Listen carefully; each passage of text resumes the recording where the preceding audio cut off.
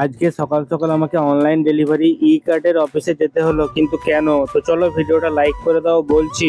Actually কিছুদিন আগে ফ্লিপকার্টে একটা আমি প্রোডাক্ট অর্ডার করেছিলাম, সেটা আজকে ডেলিভারি দেওয়ার কথা ছিল, বাট যখন ডেলিভারি দাদা এসে আমাকে ফোন করছিল, ফোন রিসিভ করতে পারিনি বলে ঘুরে চলে গেছিল আবার অফিসে।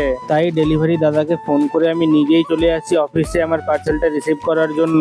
তোমরা অনেকেই আমাকে পার্সোনালি জিজ্ঞাসা করেছিলে যে আমি ভিডিও করার জন্য কি মাইক ইউজ করি, তো আমি সেটাই আজকে তোমাদের সাথে শেয়ার করব।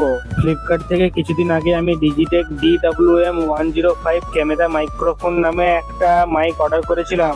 যেহেতু আমার পার্সেলটা ওপেন বক্স ডেলিভারি ছিল, সেজন্য দাদা এখন ওই পার্সেলটাই আমাকে ওপেন করে দেখিয়ে দিচ্ছে যে প্রোডাক্টটা সব ঠিকঠাক আছে কিনা।